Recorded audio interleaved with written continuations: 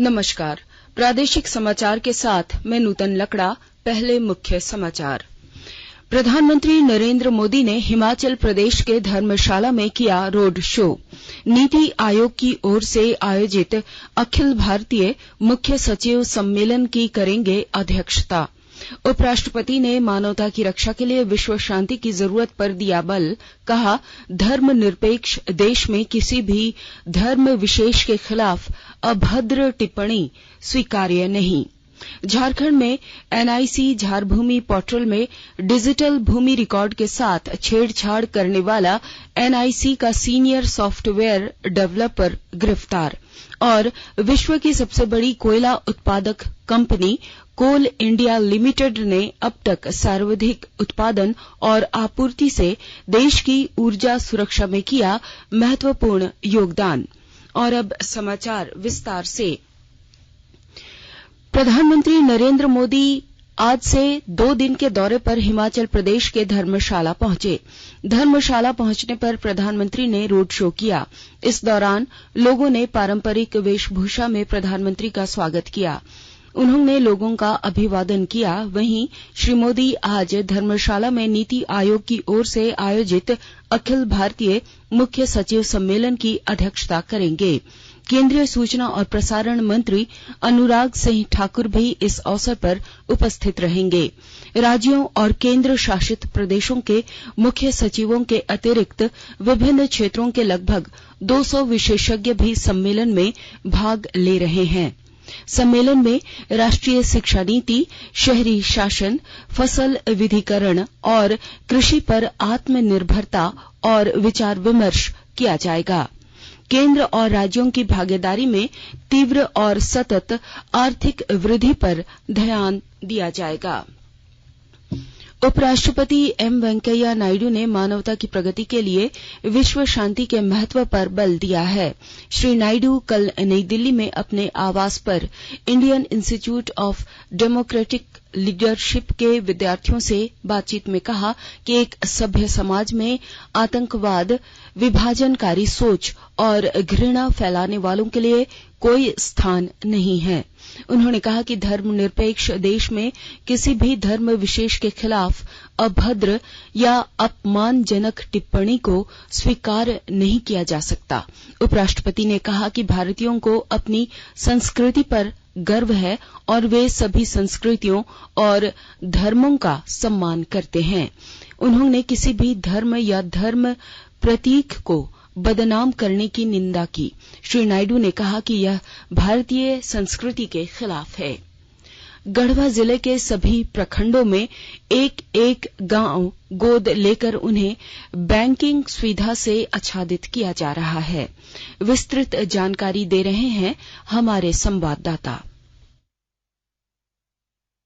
SLBC के निर्देश पर जिले के हर क्षेत्र में बैंकिंग सुविधाओं को प्रदान करते हुए उन्हें ऋण से आच्छादित करना है। जिले के सभी 20 प्रखंडों से एक गांव का चयन कर कुल 20 गांवों को गोद लिया गया है। इन गांवों में प्रत्येक उम्मीदवार जिनकी आयु 18 साल से अधिक है उन्हें विभिन्न बैंकिंग सुविधा उपलब्ध कराते हुए ऋण से आच्छादित करना है। इसके लिए अलग अलग बैंक की शाखाओं को निर्देशित किया गया है। सभी बैंकों को 30 जून तक हर हाल में गोद लिए गए गांव में योग्य व्यक्तियों को बैंकिंग सुविधा से आच्छादित कर देना है। जिला प्रशासन ने बैंकों के साथ बैठक कर निर्देशित किया है कि जहां कहीं भी भारतीय स्टेट बैंक, झारखंड राज्य ग्रामीण बैंक अथवा अन्य कोई वाणिज्यिक बैंकों की शाखा खोलने की जरूरत है उस पर कार्रवाई करें। बैंकिंग सुविधाओं के माध्यम से जहां ग्रामीणों को आर्थिक लेन देन में सुविधा होगी वहीं ऋण के माध्यम से वे आत्मनिर्भर बनकर आर्थिक स्थिति सुधार सकेंगे।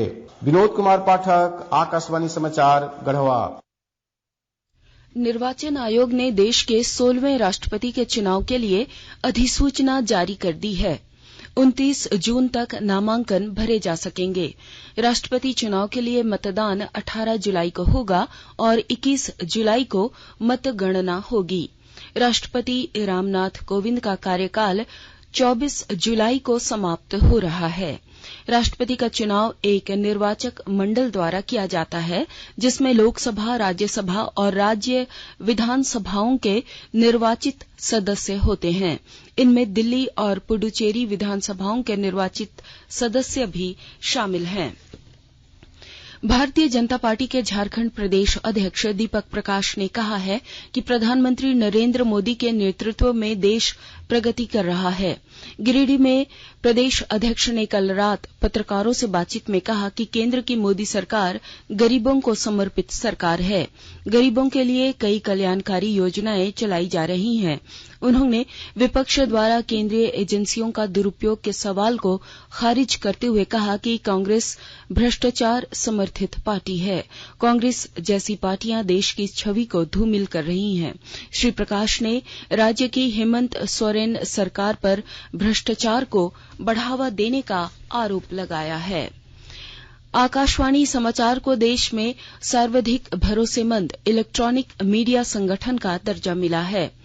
46 देशों में सर्वेक्षण के बाद राइटर्स इंस्टीट्यूट की हाल में जारी रिपोर्ट के अनुसार आकाशवाणी समाचारों पर श्रोताओं का सबसे अधिक भरोसा है। राइटर्स इंस्टीट्यूट की डिजिटल न्यूज रिपोर्ट 2022 में बताया गया है कि 46 देशों में हुए सर्वे के अनुसार आकाशवाणी और दूरदर्शन के समाचार प्रसारण में लोगों का सर्वाधिक विश्वास है, जबकि 24 घंटे के न्यूज चैनलों में लोगों ने भरोसा कम व्यक्त किया है।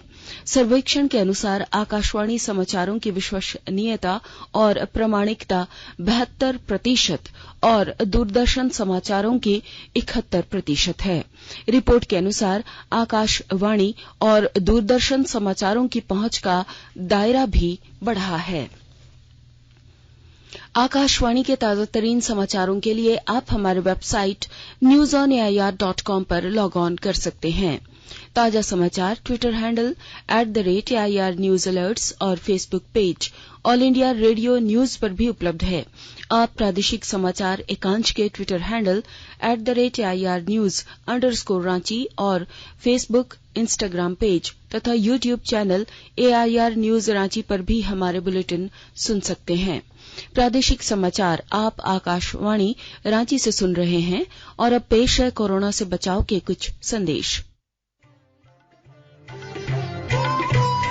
कोविड-19 से बचाव और सुरक्षित रहने के 3 उपाय। मास्क लगाएं, 2 गज दूरी है जरूरी, सुरक्षित दूरी रखें, हाथ और मुंह साफ रखें।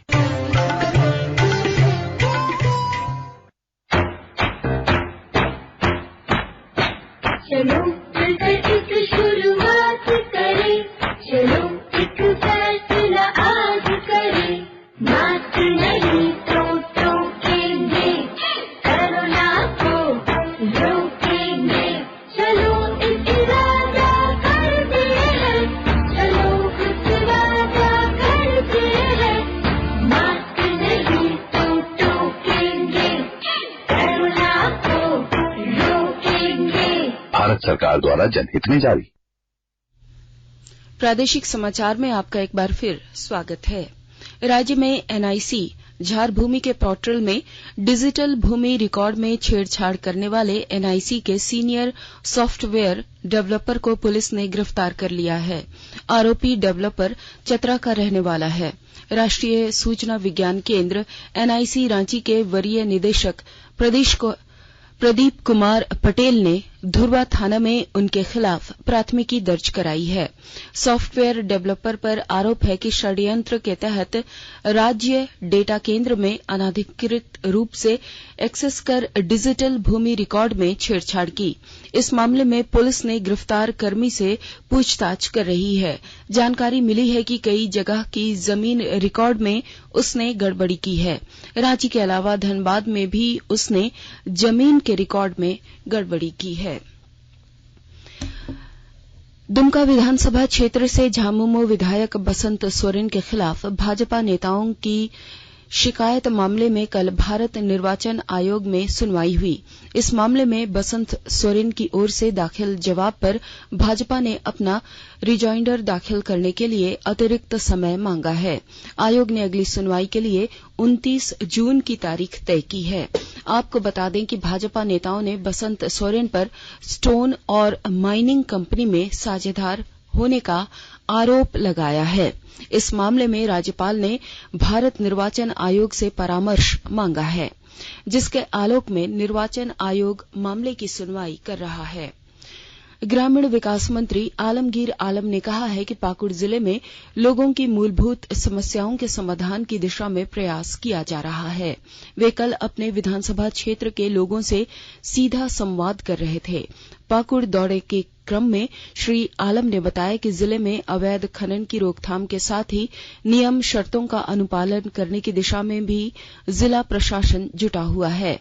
अनुमंडल पदाधिकारी हरिवंश पंडित के नेतृत्व में अवैध खनन के खिलाफ छापेमारी कर 83 क्रशरों को सील किया गया और 26 व्यवसायियों के खिलाफ एफआईआर भी दर्ज किया गया है।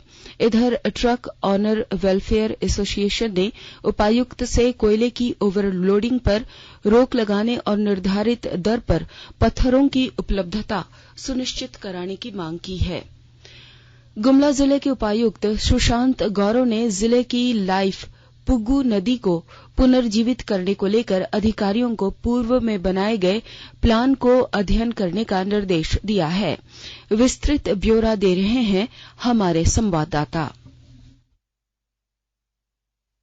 गुमला जिला उपायुक्त सुशांत गौरव ने जिला स्तरीय पर्यावरण समिति से जल की गुणवत्ता की जांच, जिले के प्रत्येक गांव में न्यूनतम जल स्रोतों के जीर्णोद्धार को लेकर अब तक किए गए प्रयास, ठोस कचरा प्रबंधन व्यवस्था, biomedical waste rule, rivers and mining से संबंधित कार्रवाई, प्रतिवेदन आदि विषयों पर विचार विमर्श कर पुग्गू नदी को पुनः एक स्वच्छ नदी बनाने को लेकर पूर्व में बनाए गए प्लान को एक कमेटी बनाकर गहनता से अध्ययन करने का निर्देश दिया है। साथ ही उपायुक्त ने कमेटी को स्थल जांच कर 25 जून तक प्रतिवेदन समर्पित करने का निर्देश भी दिया है। साथ ही जिस इलाके में डायरिया जैसे संक्रमण रोग अत्यधिक होती है, वहां पानी की जांच एएनएम और जल सहिया के द्वारा कराने का निर्देश दिया है। नरेश कुमार, आकाशवाणी समाचार, गुमला।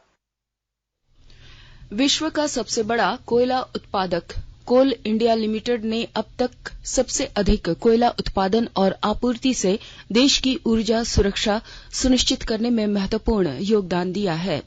2013-14 में राष्ट्रीय स्तर पर कोयला उत्पादन 56 करोड़ 60 लाख टन था।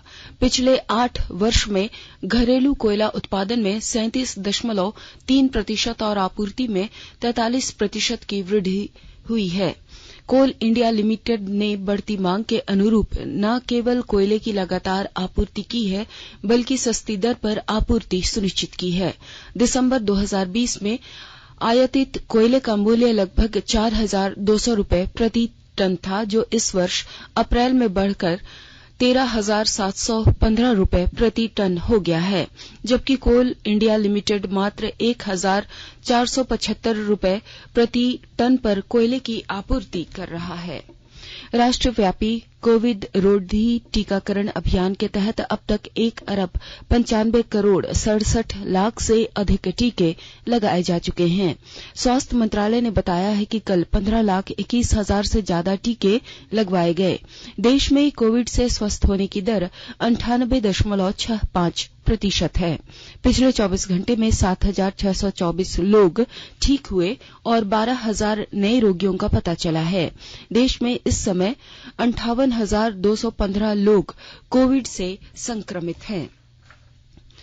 सरायकेला खरसावां जिले में बीती रात एक अज्ञात वाहन के कुचलने से 3 लोगों की मौत हो गई। यह घटना कांडरा थाना अंतर्गत कांडरा सरायकेला सीमा से सटे चडरी डुंगरी के समीप हुआ। सभी मृतक चौका थाना अंतर्गत दिल्लौंग के रहने वाले हैं। सूचना मिलते ही कांडरा थाना से पुलिस उदय कुमार, राजीव कुमार एवं अखिलेश कुमार घटनास्थल पर पहुंचे और मामले की जानकारी ली।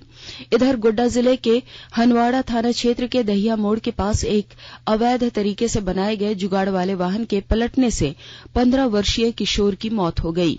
जनरेटर पहुंचाने के क्रम में दहिया मोड़ के पास जुगाड़ वाली गाड़ी पलट गई और एक खाई में जा गिरी, जिससे युवक की मौत हो गई। और अब अंत में मुख्य समाचार एक बार फिर। प्रधानमंत्री नरेंद्र मोदी ने हिमाचल प्रदेश के धर्मशाला में किया रोड शो।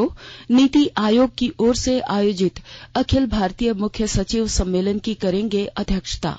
उपराष्ट्रपति ने मानवता की रक्षा के लिए विश्व शांति की जरूरत पर दिया बल। कहा, धर्मनिरपेक्ष देश में किसी भी धर्म विशेष के खिलाफ अभद्र टिप्पणी स्वीकार्य नहीं। झारखंड में एनआईसी झारभूमि पोर्टल में डिजिटल भूमि रिकॉर्ड के साथ छेड़छाड़ करने वाले एनआईसी का सीनियर सॉफ्टवेयर डेवलपर गिरफ्तार। और विश्व की सबसे बड़ी कोयला उत्पादक कंपनी कोल इंडिया लिमिटेड ने अब तक सर्वाधिक उत्पादन और आपूर्ति से देश की ऊर्जा सुरक्षा में किया महत्वपूर्ण योगदान। इसके साथ ही आकाशवाणी रांची से प्रादेशिक समाचार का ये बुलेटिन समाप्त हुआ। नमस्कार।